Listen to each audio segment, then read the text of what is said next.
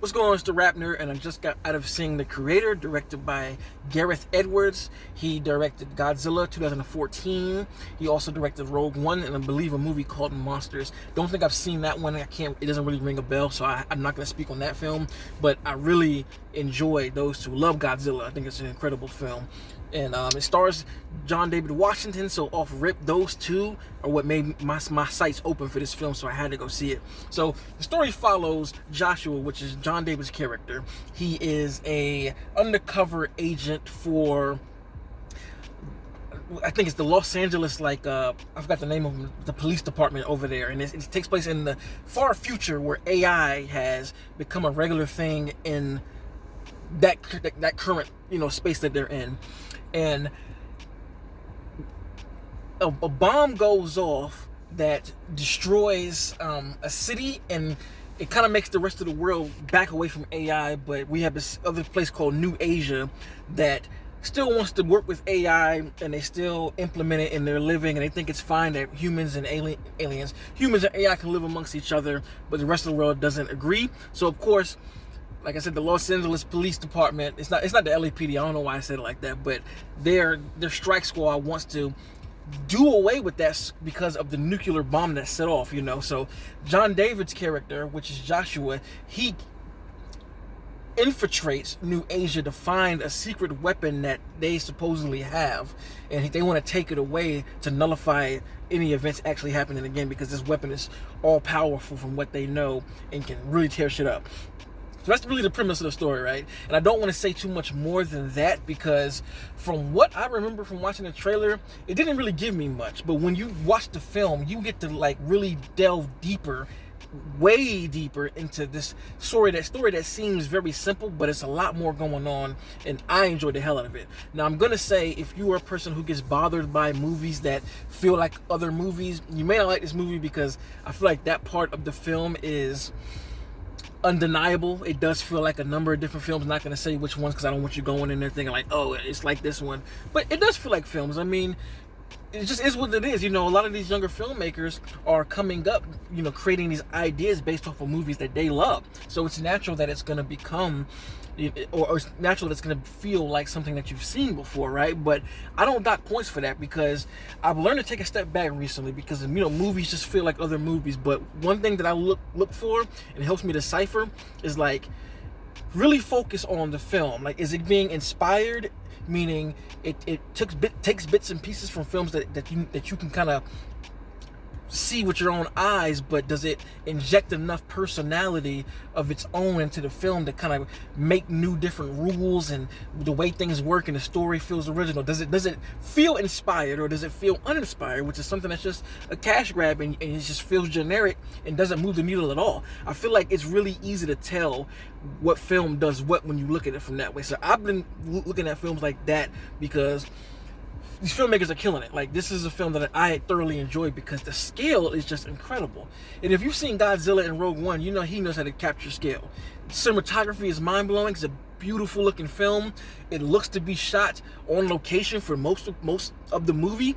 Of course, the CGI does come in when necessary, but everything is on location, and it makes the film just feel a lot more real, in the same sense of Dune, or the same sense of Blade Runner 2049. It's one of those sci-fi films that really feels tangible, and that makes the movie work so well.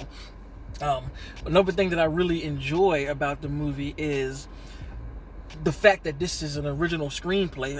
And if I'm wrong, sorry, but from what I saw, this isn't based off anything. This isn't based off of a novel, a short story, or anything. This is just Gareth, and I forgot there's another guy that helped him write this film, just coming up with this brainstorm of an idea, and I enjoyed it. Like there are little details in the film that I really, really think is dope. For instance, like I mentioned, the Los Angeles force, the police force, right? They wear these helmets that look like AI robots. I kind of got confused at first, because I was like, why are the AI what's going on here? It's like AI versus AI, and they do have their own AI robots, but they have helmets that cover their faces to make them look like robots as well. I thought that was dope.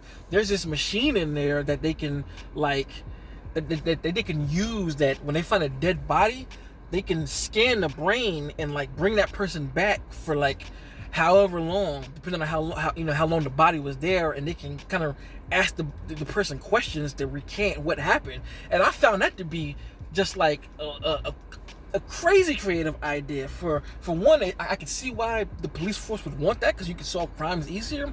But on the other end of that, the person that's getting brought back to life, that would be fucking terrifying. Like, you get brought back and you like know you're dead. Like, there's just small details like that that make the movie its own thing. Even the way the story kind of unravels and shapes itself, you know. So I found myself being very invested in the characters, especially, you know, right along with Joshua and the girl that they show in the film. Her name is Alfie. That's what Joshua calls her. And you really see the bond here just continue to grow and grow and grow and grow. And you see the things that Joshua's willing to do. And once the story reveals what's really going on, you see why Joshua is so attached to Alfie. And I will say, there are some places in the film that the story is predictable, not gonna front. I saw it coming like a mile away, but it didn't stop my enjoyment of the movie, because this world is so built and fleshed out. There are so many rules, so many things already put in place that are, you know, that are said to different characters to kind of fill in the backgrounds. Even the way the movie starts, I thought was very, you know, riveting, to have it start with like this commercial and it just transitions into other things. And I was like, that really pulled me in a lot, you know. And I like how as the movie goes on, you get kind of flashbacks in time about what happened prior to get to this point, and it just all works out for me. Like it really works. Like, the only real gripe that I have is that it did feel similar in some places where I was like, okay, I know where this is going. But overall, I think this was a really good sci-fi film. Like, this is gonna go into the bucket of my favorite sci-fi films, because I like shit like this. This is a space opera. This is just,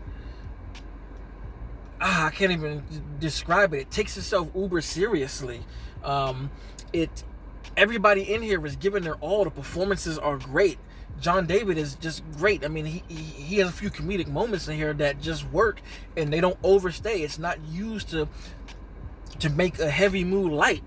Again, it's a gorgeous film. Damn near any place in this film you could pause it and just look at that and what is it? Not wonder, but just gawk at the image that you're seeing. I feel like they did an incredible job. And then I even saw, right, the movie is cost $80 million, which does not look like it. This looks like a $200 million budget, right? But I saw that Gareth didn't let the VFX people start on the VFX until the picture was locked of what they shot. So that means there was no need for VFX artists to create 100 different types of looks for creatures and all this other shit. It was like, look, we had the picture locked, fill in the gaps right here with the VFX we need. This is what it's supposed to look like, and this is what it's supposed to be. We need more of that, because again, the CGI looked flawless, and to be $80 million, flawless. Now it makes me think about Rebel Moon as to why that shit looks so good, and why Zach's movies look so well too, because he knows what he wants. It's not, you gotta let an auteur cook, yo, and they let him cook. And I hope this movie does really, really well, you know, to keep original IPs, to keep original films alive. And even with the way it ended, yo, like, they could make a sequel. I don't think they necessarily should, but just the idea of Alfie and what they present and the things that they do with the character, I would like to see what would happen if later on in life, like, what does that breed? Because the way the movie ends, it's like, okay, this ended, but we all know how humans do. We can't help but fuck up even more. So there's room for more, and I can definitely say I thoroughly enjoyed this film. And if you are interested to go see it in IMAX if you can, because the visuals on display here, fire. So if you have seen the creator, let me know in the comments what you think about the film. Did you like it? Did you hate it? Did the similarities of different films bother you? Let me know in the comments. Be kind as usual to the filmmakers, to the cast and crew that worked on the film. Always got to show integrity like that. But it's content, go ahead and subscribe. And if you already are subscribed, thank you. And until next time, peace. RapNerd Productions, no capping, that's word to mommy.